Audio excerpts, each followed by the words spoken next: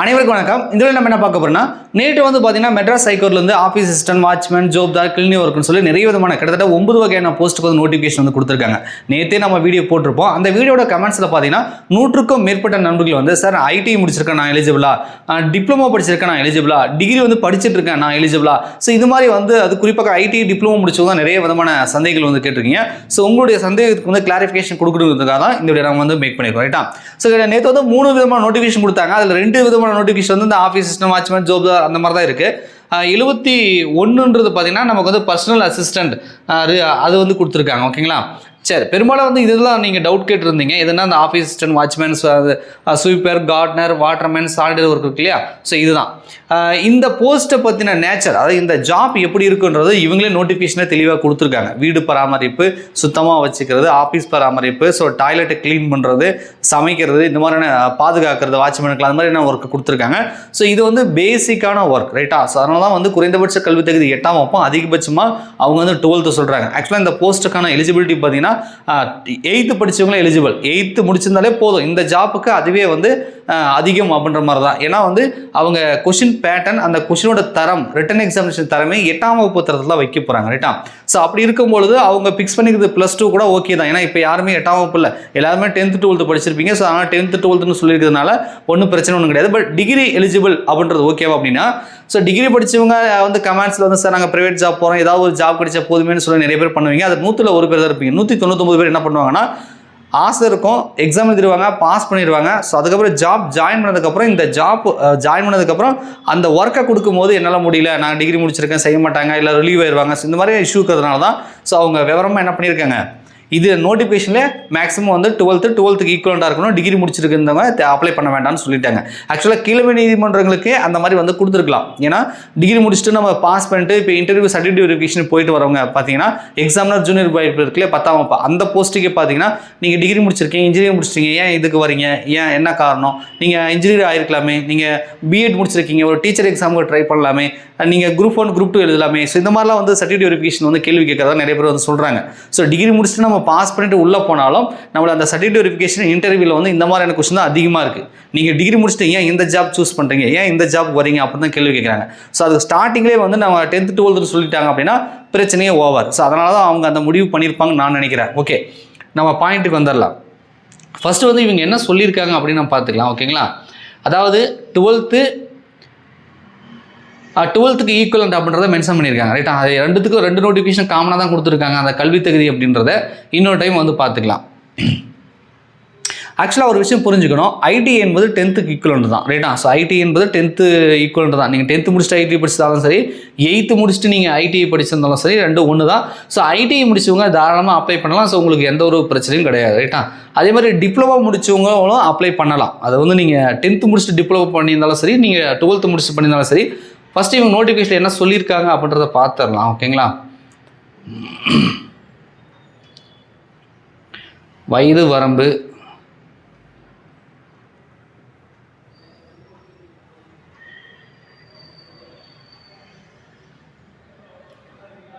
So இங்கே தான் கல்வி தகுதி மென்ஷன் பண்ணியிருக்காங்க. விண்ணப்பதாரர் அறிக்கை, அதாவது நோட்டிஃபிகேஷன் வந்த தேதி இருக்கு இல்லையா, நேற்று தேதி என்று 8ஆம் வகுப்பு தேர்ச்சி அல்லது அதற்கு இணையான படிப்பில் தேர்ச்சி பெற்றிருத்தல் வேண்டும் அப்படின்றாங்க. ஸோ வந்து மினிமம் எஜுகேஷன் குவாலிஃபிகேஷன் வந்து 8th பாஸ் பண்ணியிருக்கணும் அல்லது 8th ஈக்குவலாக படிச்சிருக்கணுன்றது சொல்கிறாங்க. அதுக்கப்புறம் தான் அடுத்த லைன் தான் என்ன சொல்கிறாங்கன்னா, அதிகபட்சமாக இது மினிமம் எஜுகேஷன் குவாலிஃபிகேஷன், அதிகபட்சமாக 12ஆம் வகுப்பு அல்லதுக்கு இணையான கல்வி படிப்பிற்கு மிகாமல் இருத்தல் வேண்டும்ன்றாங்க. ஸோ +2 அல்லது +2க்கு நிகரான ஒரு வார்த்தை கொடுத்துருக்காங்க. அந்த நிகரான ஒரு வார்த்தை இருக்கு இல்லையா, இணையான கல்வி படிப்புன்னு போட்டிருக்காங்க இல்லையா, அதில் அந்த டிப்ளமோ வந்துடும். ஏன்னா 10th முடிச்சுட்டும் டிப்ளமோ இருக்குது, 12th முடிச்சுட்டும் டிப்ளமோ இருக்குது.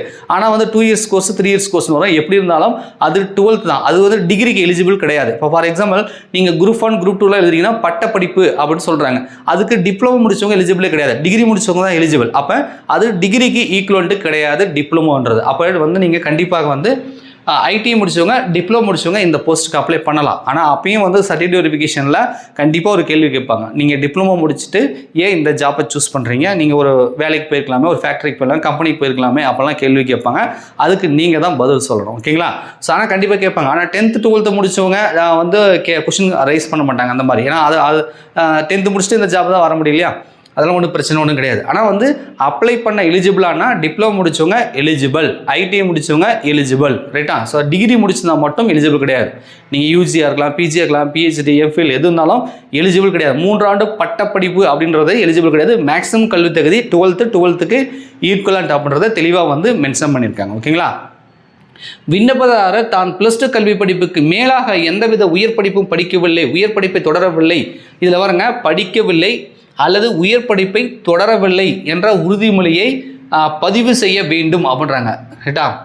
நான் படித்து முடிக்கல, படிச்சுட்டு இருக்கல. அப்போ காலேஜ் நீங்கள் படிக்கிறீங்க, 12th முடிச்சிட்டிங்க, இப்போ காலேஜ் ஃபைனல் இயர் படிக்கிறீங்க, செகண்ட் இயர் தேர்ட் இயர் படிக்கிறீங்க அப்படின்னா ஸோ நீங்கள் கூட அப்ளை பண்ண வேண்டாம்ன்றது என்னோட தனிப்பட்ட கருத்து. இதை சரியாக கொடுக்கல, ஆனால் வந்து நீங்கள் டிகிரி படிச்சுட்ருக்கீங்க அப்படின்னா ஸோ அதை மென்ஷன் பண்ண முடியாது. நீங்கள் வந்து டிகிரி கம்ப்ளீட் பண்ண தான் டிகிரி எலிஜிபிள்.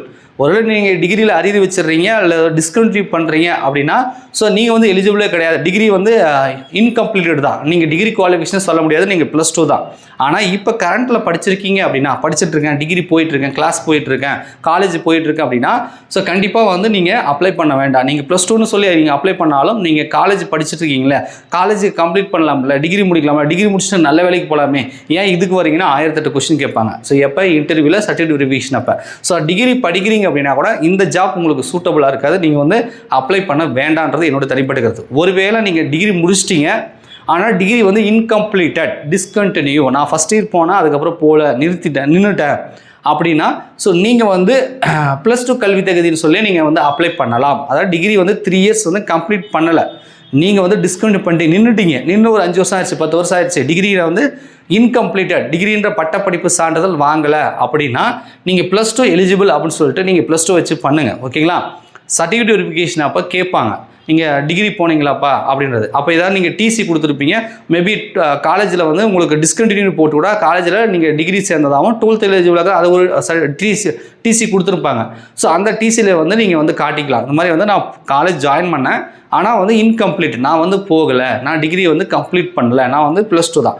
ஏன்னா ஒரு நம்ம +2 படிக்கிறோம், ஆனால் +2 பாஸ் பண்ணால் தான் +2.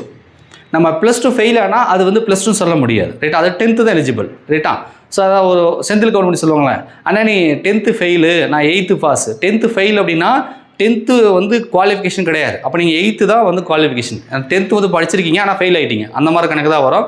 ஸோ அதனால் வந்து டிகிரி இப்போ கண்டினியூவாக இப்போ காலேஜ் போயிட்டுருக்கீங்க அப்படின்னா தயவுசெய்து அப்ளை பண்ணோன்னா அப்ளை பண்ணாலும் உங்களை நீங்கள் எக்ஸாம் எழுதி பாஸ் பண்ணால் கூட உங்களை வந்து அதுக்கப்புறம் சர்டிஃபிகேட் வெரிஃபிகேஷன் அப்போ உங்களை கேள்வி மேலே கேள்வி கேட்டு ரிஜெக்ட் பண்ணுறதுக்கு வாய்ப்பு இருக்குது.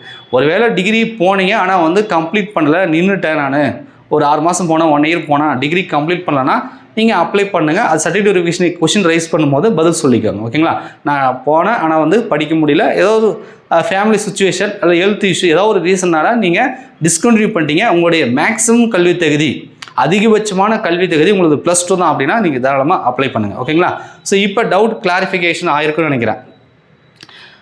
அதை விண்ணப்பிக்கும் போது மறைத்திருந்தால் அந்த நபர் மீது சட்ட நடவடிக்கை மற்றும் குற்றவியல் நடவடிக்கை எடுக்கப்படும் போட்டிருக்காங்க. அனுபவ சான்றிதழ்கள், வேலை பார்த்த இதெல்லாம் தெரிஞ்ச விஷயம், ரைட்டா? இது என்ன ஒரு இஷ்யூ அப்படின்னா, சப்போஸ் நீங்கள் அதை மறைக்கிறீங்க, நீங்கள் செலெக்ஷன் ஆகிட்டீங்க அப்படின்னா இது மாதிரி வந்து தவறான ஒரு தகவலை கொடுத்துட்டீங்க அப்படின்னா உங்கள் மேலே வந்து குற்றவியல் நடவடிக்கை எடுப்போம்னு சொல்லிக்கிறதுனா நிறைய பேருக்கு பயம். ஆக்சுவலாக வந்து மறைக்கிறது சில பேர் வந்து ஒரு சிலதெல்லாம் மென்ஷன் பண்ணுவாங்க, ஒரு சிலதை மென்ஷன் பண்ண மாட்டாங்க. பிரச்சனை என்ன அப்படின்னா அது ஜஸ்ட்டு விட்டால் பரவாயில்ல. ஆனால் வந்து நீங்கள் தப்பாக வந்து டிகிரி முடிச்சுட்டு டிகிரி கம்ப்ளீட் பண்ணிவிட்டு நீங்கள் +2 10th சொல்லி அப்ளை பண்ணி நீங்கள் ஜாப்புக்கு போயிட்டீங்க அப்படின்னா அது அவங்களுக்கு தெரிய வரும் பட்சத்தில் கண்டிப்பாக வந்து குற்றவியல் நடவடிக்கை எடுக்கப்படும் சொல்லியிருக்காங்க. ஸோ அதெல்லாம் அப்ளை பண்ணுறதுக்கு முன்னாடி 1 டைம் 2 டைம் யோசிச்சு பண்ணுங்கள். எதையுமே மறைக்க வேண்டாம். உங்களுடைய எஜுகேஷன் குவாலிஃபிகேஷன் 8th இருக்குது, தாராளமாக அப்ளை பண்ணுங்கள். 10th இருக்குது, கண்டிப்பாக பண்ணுங்கள். +2 இருக்குது, கண்டிப்பாக பண்ணுங்கள். ஐடி இருக்கா, கண்டிப்பாக பண்ணுங்கள். டிப்ளமோவும் பண்ணலாம். டிப்ளமோ நீங்கள் வந்து டிகிரி போயிட்டுருக்கீங்க, படிச்சுட்ருக்கீங்க கரண்ட்டில் அப்படின்னா ஸோ நீங்கள் 12th எலிஜிபிளாக இருந்தாலும் கூட அவங்க சர்டிஃபிகேட் வெரிஃபிகேஷன் அப்போ கேள்வி மேலே கேள்வி கேட்கறதுக்கு வாய்ப்புகள் இருக்குது, ரைட்டா? அதனால் டிகிரி படிக்கிறவங்களும் அப்ளை பண்ண வேணாம், டிகிரி முடிச்சிருக்கவங்களும் அப்ளை பண்ண வேணாம்.